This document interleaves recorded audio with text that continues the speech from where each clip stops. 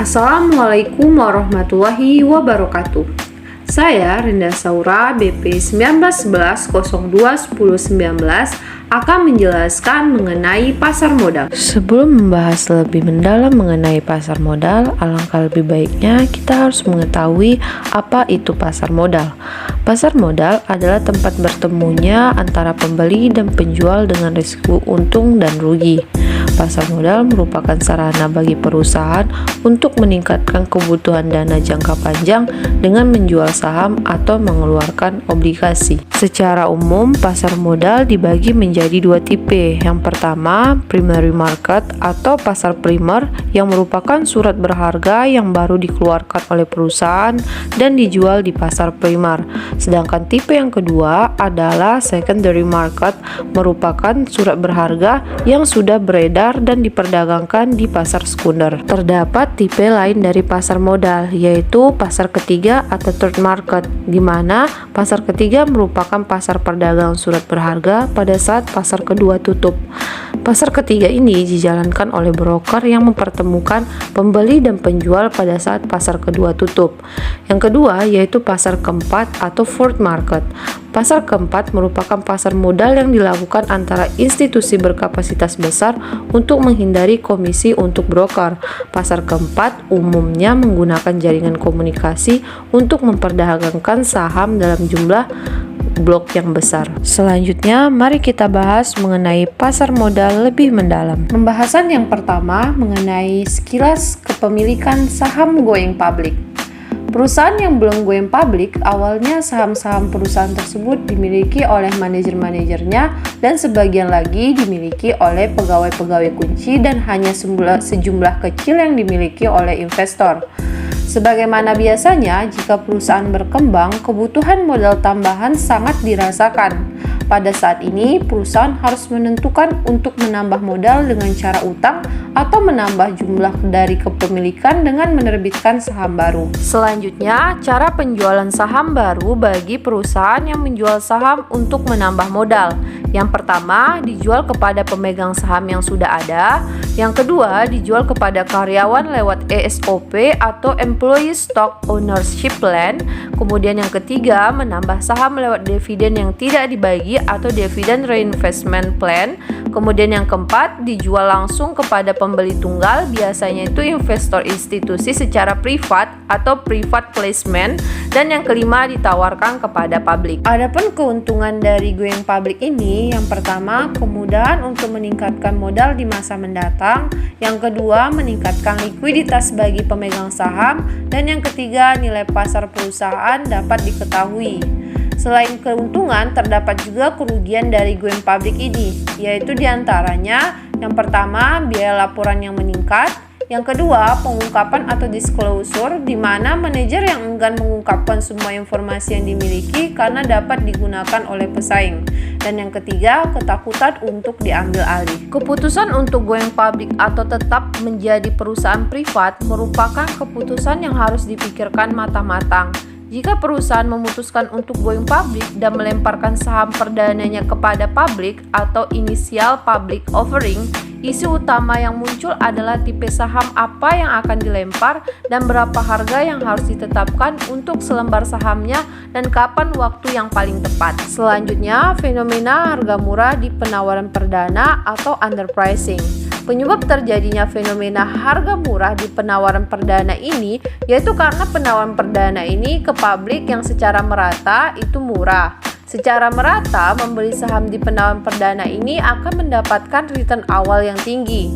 Di mana secara merata di sini maksudnya adalah tidak semua penawaran perdana itu murah, tetapi juga ada yang mahal. Tetapi rata-rata masih dapat dikatakan murah atau underpricing. Selanjutnya, banker investasi. Umumnya, perusahaan menyerahkan permasalahan yang berhubungan dengan IPO ke banker investasi yang mempunyai keahlian dalam penjualan sekuritas. Penjualan saham baru melibatkan banker investasi ini dijual di pasar primer atau primary market.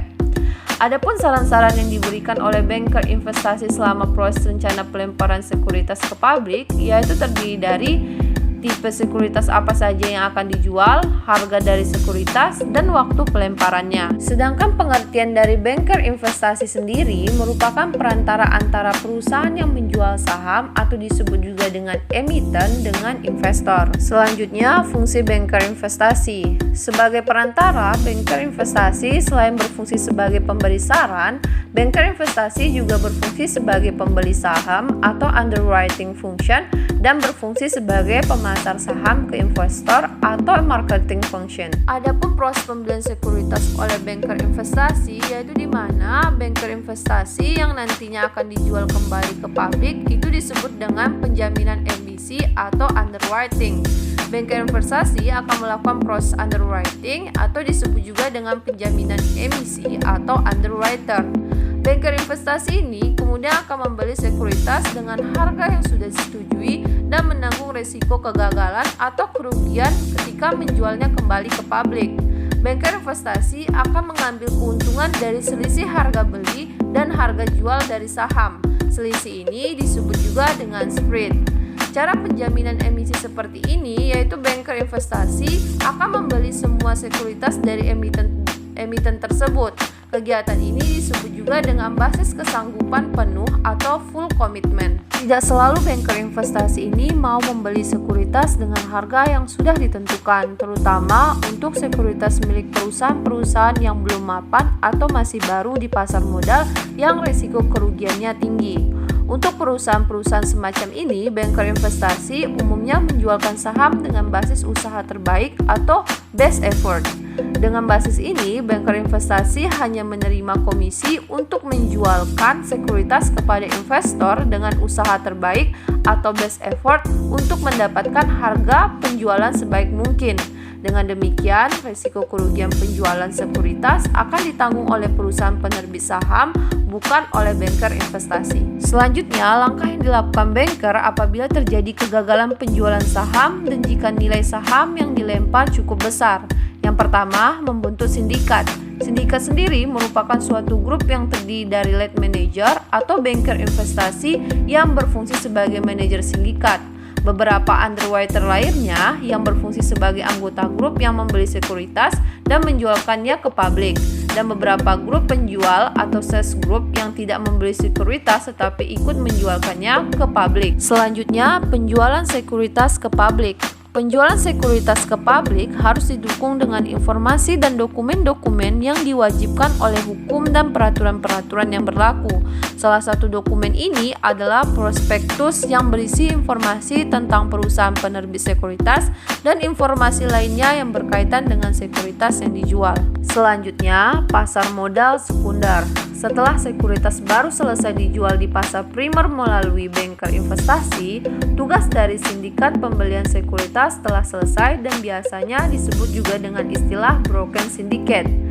Sekuritas bersangkutan kemudian diperdagangkan ke publik di pasar sekunder atau secondary market bersama-sama dengan sekuritas-sekuritas perusahaan lainnya yang sudah berada di sana. Pasar sekunder dibedakan menjadi pasar bursa saham atau stock exchange dan over the counter atau OTC market.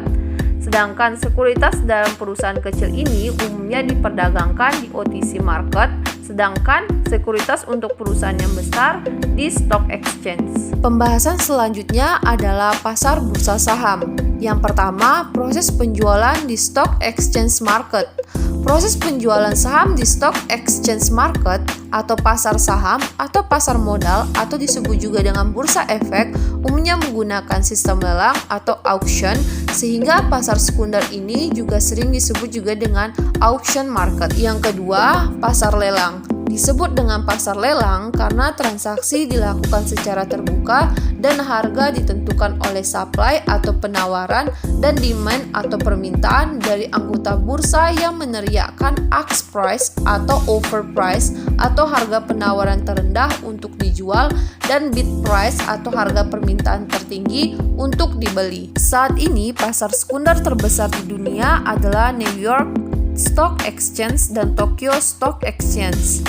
New York Stock Exchange didirikan pada tahun 1792.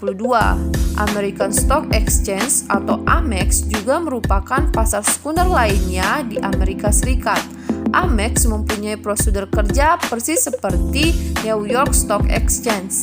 Hanya saja, Amex merupakan pasar sekunder yang lebih kecil baik ukuran dan jumlah sekuritas yang terdaftar dibandingkan dengan New York Stock Exchange. Selanjutnya, transaksi di bursa.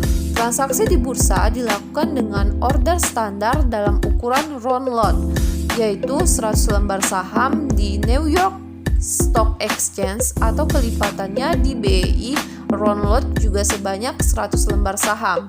Jumlah lembar saham yang kurang dari 100 disebut juga dengan at lot. Investor tidak dapat langsung melakukan transaksi di lantai bursa, tetapi diwakili oleh broker.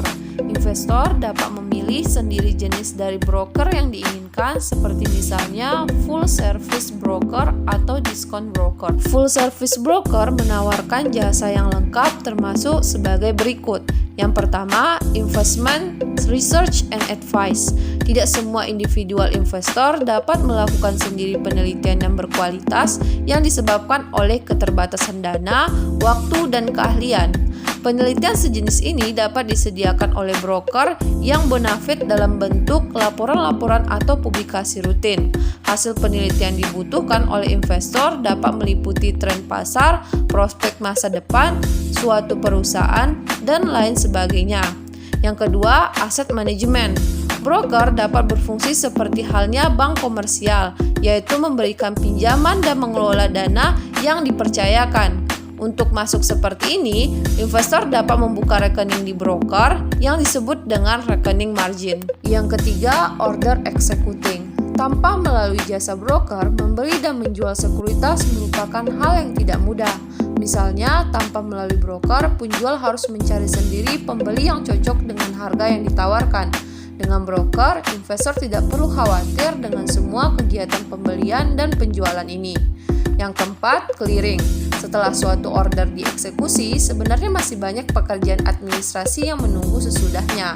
Selain pekerjaan administrasi tersebut cukup panjang, mereka juga harus dilakukan, tidak boleh menyimpang dengan semua regulasi dan hukum yang berlaku. Discount broker sebaliknya hanya menawarkan jasa minimum dengan komisi yang rendah. Discount broker biasanya hanya menawarkan jasa order executing dan clearing. Pembahasan selanjutnya adalah rekening margin cash. Ada dua cara melakukan pembayaran untuk pembelian sekuritas, yaitu dengan menggunakan rekening kas atau dengan rekening margin. Pembayaran dengan rekening kas mengharuskan investor untuk membayar penuh semua nilai pembeliannya sebelum atau pada saat tanggal jatuh tempo. Sedangkan pembayaran dengan rekening margin dapat dilakukan dengan cara investor data membayar terlebih dahulu sebagian, misalnya properti dalam bentuk uang muka dan sisanya dipinjam melalui broker. Demikian pembahasan mengenai pasar modal, semoga bermanfaat. Wassalamualaikum warahmatullahi wabarakatuh.